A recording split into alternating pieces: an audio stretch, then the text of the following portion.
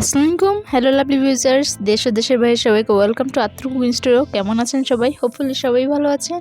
আর এখন কিন্তু শীতের আমেজ চলেই এসেছে, so winter season is coming.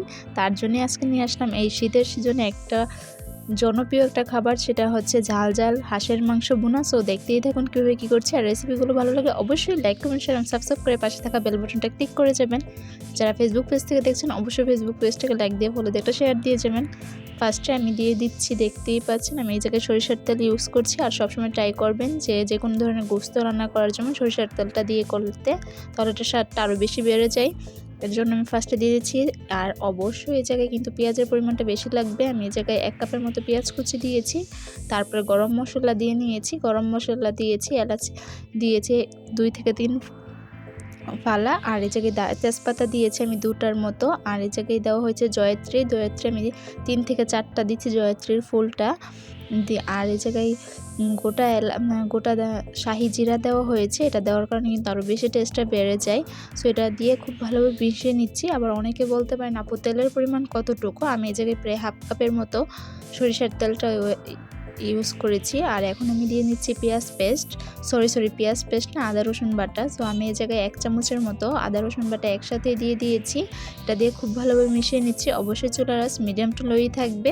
আর দেখতেই পাচ্ছেন সরিষার তেলে একটা প্রবলেম হলো, খালি এরকম বাবেলস উঠতেই থাকে যখন চুলার আঁচটা একটু বাড়িয়ে দেবেন। সো ওইটা ব্যাপার না, যদি খাবারটা টেস্টফুল হয়ে থাকে তাহলে তো একটু প্রবলেম হবে, একটু ধৈর্য সহকারেই করতে হবে। আর এখন আমি দিয়ে নিচ্ছি এই জায়গায় পেঁয়াজ পেস্ট। অবশ্যই ট্রাই করবেন এই জায়গায় পেঁয়াজ পেস্টটাও দিতে, পেঁয়াজ কুচিটাও দিতে, তাহলে এটার গ্রেভিটা খেতেও অনেক দুর্দান্ত লাগবে। একদম 300 ফিটের যে অথেন্টিক হাঁসের গোশগুলো রান্না হয়ে থাকে ঠিক সেরকম লাগবে। সো এখন আর একটু আমি দিয়ে দিচ্ছি এই জায়গায় আদা রসুন পেস্ট।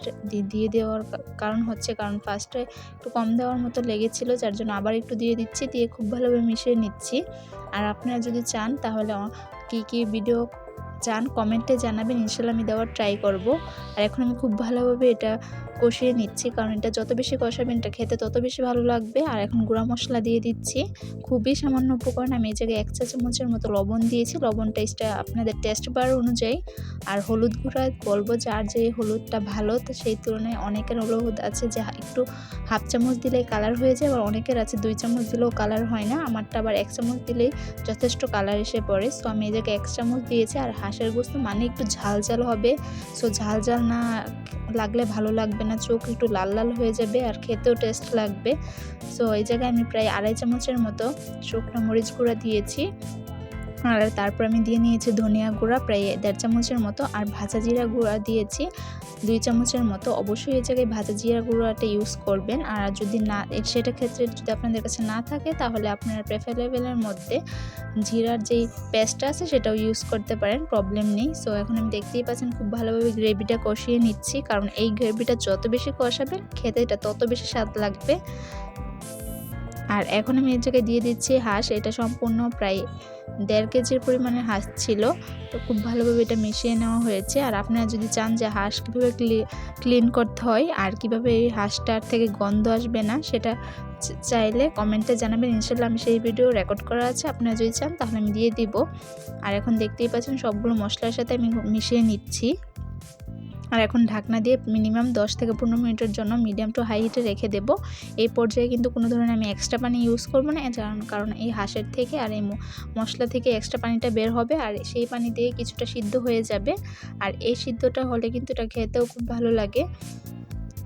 আর দেখতেই পাচ্ছেন প্রায় 15 মিনিট পর ঢাকনা খোলার পর কি সুন্দর একটা এই জায়গা থেকে একটা পানি বের হচ্ছে। আর কালারটাও কিন্তু কালচে এসে পড়ছে, হুবহু হাঁসের মতো, হাঁসের কালারের মতো, হাঁসের গোছের যেই কালারটা এসে থাকে। আর এটা কিন্তু খেতেও খুবই অসাধারণ হয়েছে। সো আমি বললে তো বিশ্বাস নাও হতে পারে, এর জন্য আমার রেসিপি ট্রাই করে যদি করেন ইনশাল্লাহ নিরাশ হবেন না। আর আত্র কুকিং স্টোরি মানেই হচ্ছে অল্প উপকরণে স্বল্প সময়ে মজার রেসিপি আপনাদের কাছে ইজি ওয়েতে শেয়ার করা। সো আমি সবসময় সেটাই ট্রাই করি, যে যেভাবে আপনাদের কাছে ইজি হয় ঠিক সেভাবে তৈরি করে আপনাদের কাছে ভিডিও নিয়ে আসার। তো এখন দেখতেই পাচ্ছেন আমি এই জায়গায় গরম পানি দিয়েছি। সো আমি এই জায়গায় প্রায় 1 লিটারের মতো গরম পানি দিয়েছি। আপনারা অবশ্যই গরম পানিটা দিবেন, তাহলে তাড়াতাড়ি রান্নাটাও হয়ে যাবে। যে জায়গায় 30 থেকে 40 মিনিট লাগবে সে জায়গায় 20 মিনিটের মধ্যে রান্নাটা তৈরি করে নেবেন।